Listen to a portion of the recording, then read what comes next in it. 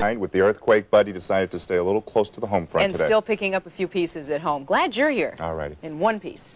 Actor Jerry Van Dyke, star of the television series Coach, was among millions of Southern Californians who went through terror in the pre-dawn darkness and lived to tell about it. Now this is a black eye. I didn't do that.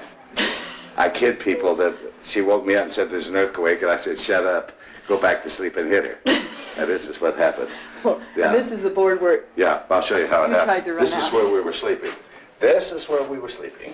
Had it not been for the four-poster bed catching all of this stuff, canopy bed, yeah.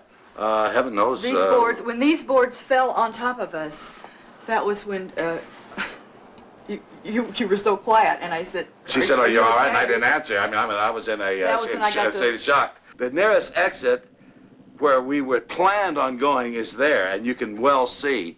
That's where the chimney fell, and you can well see there's no way we'd be alive. Jerry and his wife say they barely remember running down the hall to the front door. This huge mirror had fallen. This huge mirror had fallen off this wall. And it was just nothing but glass. There's still a lot of glass over there. But we just walked through glass, barefoot. We walked through glass barefoot and ran outside. This chimney cave down, you can see up there, just fell down. And I'm trying to get back here to the gas, which is here, and I can't, but the gas pipe's broken and I can't get it off. We were cold, and we just turned on the heat in the car and sat in the car until after we got the gas shut off. We finally had a neighbor come over that saw the gas was leaking, heard the gas. Uh-oh, there's another one. You know, we're fine, we're fine. Just so thankful, naturally, just so thankful that we're okay. Everybody's okay. And yeah, you get kind of numb after a while. Boy, they were incredibly lucky. The network television news broadcasts are usually beamed west from the East Coast, but the biggest network news stars have flown out to California to cover the country's biggest story, and Hollywood stars were among those digging out from the rubble, as you see. We have tremendous plaster damage. Robert Guillaume and his family have begun literally picking up the pieces. His Sherman Oaks home is close to the epicenter. You can hardly pick this up. This is just one little piece like that. We bolted out of bed and tried to get through that hallway. I don't know how we got through there because there was glass and everything. And I mean, just piled up in the thing. I don't know how we got through there without, cut feet and that sort of thing. But we got to the baby.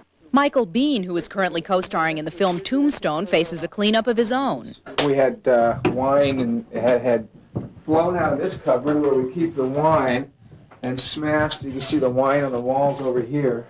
I took my wife and my baby, and we rolled off this bed, and we wrote it out right here in this little area here. You know, they always get between doors. Music, go Paula. And good morning, everyone. I'm Charles Gibson. This morning after, officials are talking of assistance and recovery. The earthquake's devastation brought the network morning news shows to the site of the tragic apartment complex in Northridge. Crews from around the country stood side by side. Huge lights made these reports, which started beaming out at 4 a.m. Los Angeles time, look like midday. And some fairly good aftershocks have been rolling through the area here. Paula Zahn of CBS This Morning flew west with images of the destruction fresh in her mind. It was an emotional thing for me. I have family here. I didn't know whether they were okay or not. Thank God they are. It's stranger than life to be watching that kind of coverage coming in live when you're on the air in New York.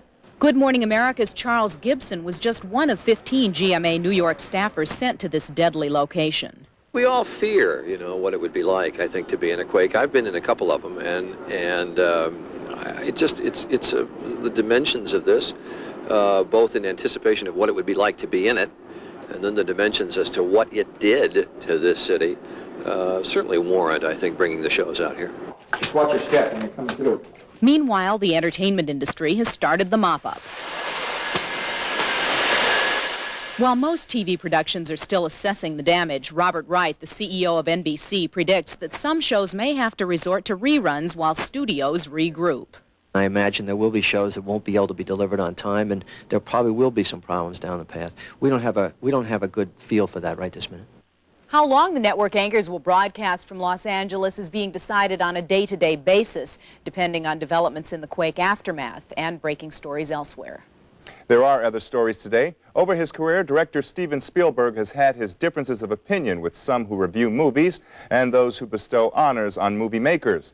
But in New York Sunday night, everything was perfect and in harmony, as Spielberg tells E.T. in this exclusive interview.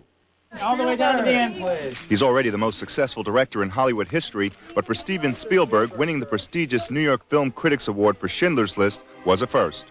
Oh, it's fantastic, because I've never won the New York Film Critics before. Spielberg says all the critical approval and being named Best Picture of the Year is very important for the Holocaust movie. If any movie of mine ever needed a critical response, it would be Schindler's List. This is the one film that needed the critics to sort of introduce the film to the audience. And even though he's gratified by the reaction, Spielberg says it really adds up to more than just an award. And you're saying, and then you come up with the idea about the rest. It's a great honor because they're not just honoring the film, they're honoring the Holocaust. They're honoring the memory of so many people who lost their lives and so many people who have survived.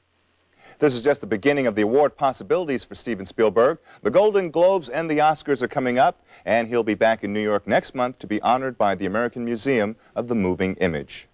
Next on E.T., Meredith Baxter blazes a trail in the Cadillac of covered wagons. This is what I'm famous for. Then later it's off to London, where Meatloaf presses the flesh. Great-looking skin. The original theatrical of the opera. There were epic struggles when the pioneers moved west, but nothing can match what happened to the Donner Party in the winter of 1847. Desperate and dying, they resorted to cannibalism to stay alive. Now a new television movie with Meredith Baxter tells a forgotten part of that story. Can you see the span of mountains? It's so incredible.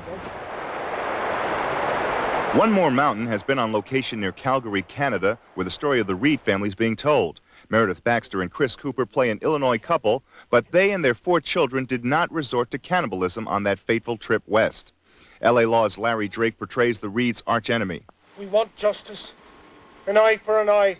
When her husband is banished from the group, it is Meredith's Margaret Reed who keeps her family together. James, you go.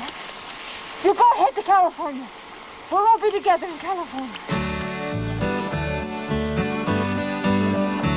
Baxter took time out on the set to show us just how this wealthy family made the trip west in their custom-built palace car.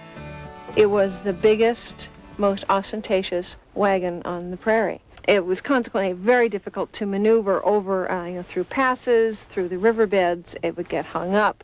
Everyone wound up waiting for the Reeds in this palace car. As you can see up top here, there is a loft where the children slept. It has the leather banquettes. They carried their pump organ, which Margaret plays later. We have a stove inside here. You turn around here, you can see a pipe that goes up through the roof. He wasn't looking to be grand. They have 4 children, and the intention was to make them as comfortable as possible so that she would not be so resistant to going. Eventually, the palace car proved unsuitable for harsh winter weather, and an unused cabin in the Sierras became home. This cabin that you see right here is actually, if you'll follow me, on a soundstage in Calgary. Over the roof, they had, to keep out the weather, they put cattle hides. And later these cattle hides were taken down, and the hair was scraped from them, and they were boiled until they became a glue. And this is what they lived off of, because they were down to next to no food. The family was eventually reunited, and they settled near San Francisco. Meredith says their story of survival is extraordinary. I have such admiration for what they were able to do. We're out here, I feel like we're such pansies in these wagons trying to just stay warm ourselves, and weather that they dealt with was much more challenging than this, and we're suffering. Imagine what it was like for them. Even though Meredith complained about the cold weather on location, she told us when the movie was finished, she was headed for a family skiing trip in Utah. One More Mountain, an American epic, will air later this season on ABC. Edith Ann, the little girl in the big chair, was just one of the characters Lily Tomlin brought to the Laugh-In show back in the 60s. Now Edith Ann is starring in her own animated special, but Lily still does all the talking. Today is my favorite holiday, my birthday, when everyone you know gets to make up for all the rotten things they did to you all year long. This is Edith Ann in her new television special called A Few Pieces of the Puzzle. And true to the original character, she is a bundle of neuroses. In fact, at school, she calls her counselor Dr. Feelings. Edith, tell me your darkest secrets. If you're a monster, then we'll just pack you off to the monster specialist. I cannot reveal it. I just cannot. It's just too rotten. Edith, come on. When I go shopping with Mom, I tell the man at the store I'm lost, just so I can hear him call my name over the loudspeaker. For Lily Tomlin, animation is a brand new way to tell Edith Ann's stories.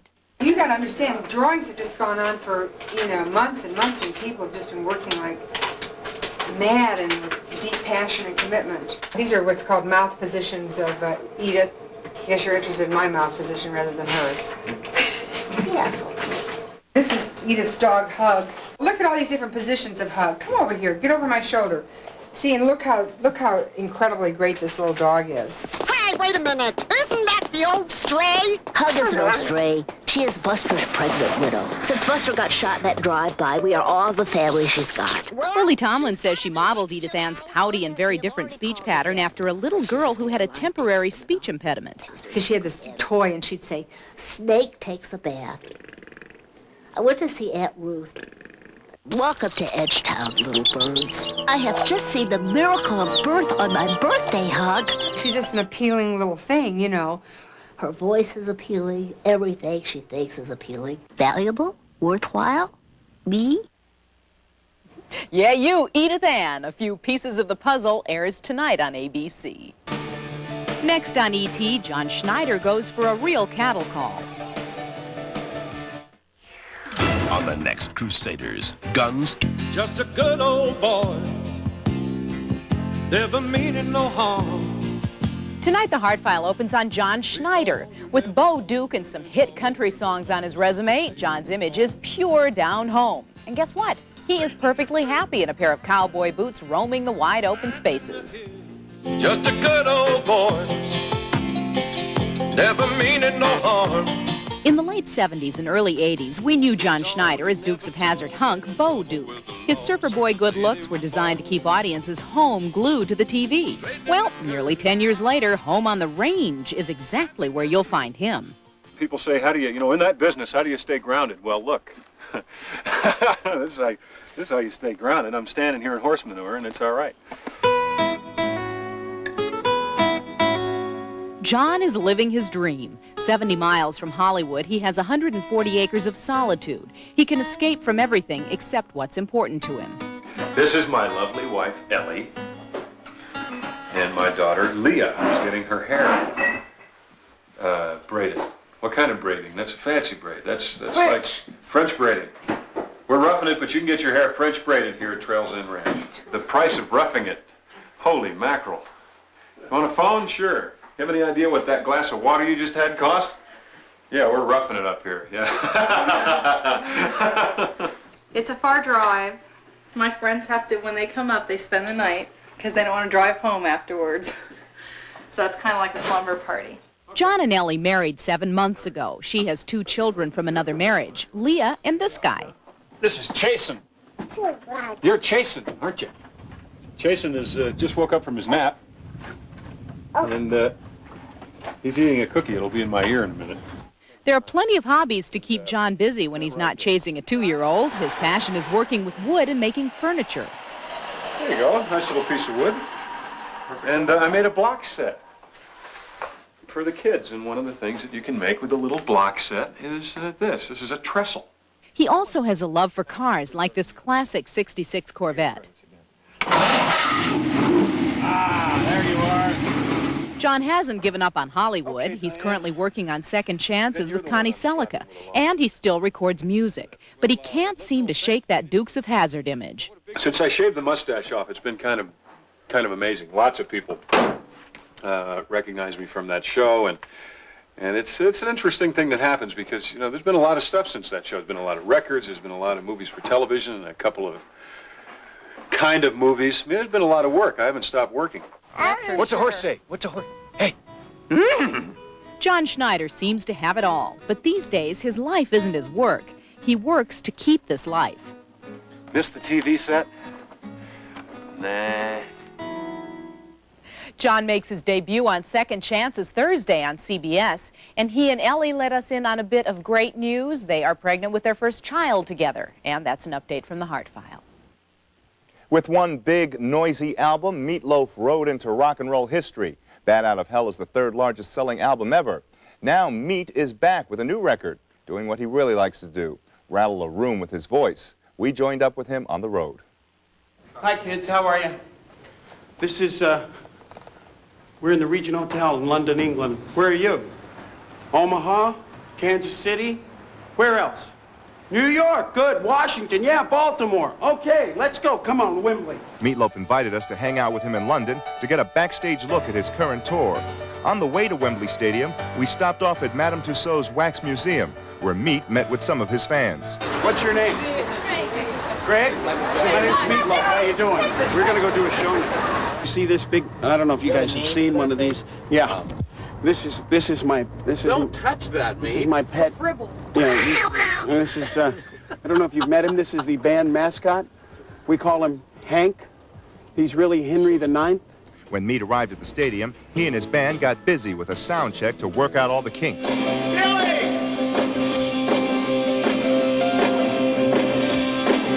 the house up for a second. Turn me off in the house, bro. Hey, hey. Yep, they're loud. Yeah. 1, 2, 3, 4. 1, 2, 3, 4. Hey. It's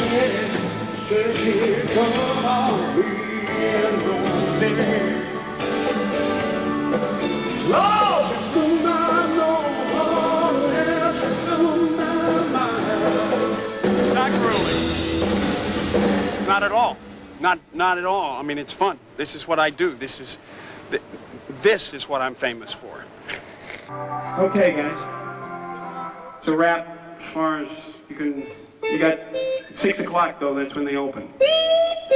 Okay? Just before showtime, a wardrobe dilemma reared its ugly head. She said that because the pants are crushed, that the shirt and the pants, it's just too much. And I don't know, it doesn't look bad. Maybe Entertainment Tonight could have a call-in vote. Yeah, that's it. Yeah, so look at Kaz over here. We'll have a 900 number set up. Call in and tell me if Kaz is... I don't think so. It looks great in the lights. That solved, group members got psyched for the show. What are we gonna do? Kill! What do we always do? Kill! What do we need to do? Kill! What do big dogs do? Kill! Yes. How did the lessons journey?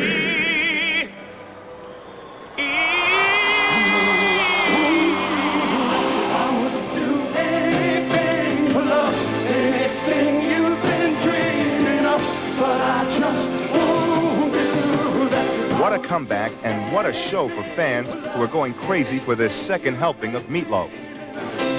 I'll choose you, your love. I never wanna lose you. He's got a wonderful voice, and he's excellent on stage.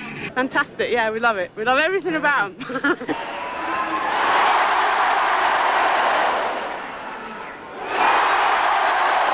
When this audience comes in here, that's my boss. That's who I work for. That's who will fire me if I don't do my job. And I give them everything.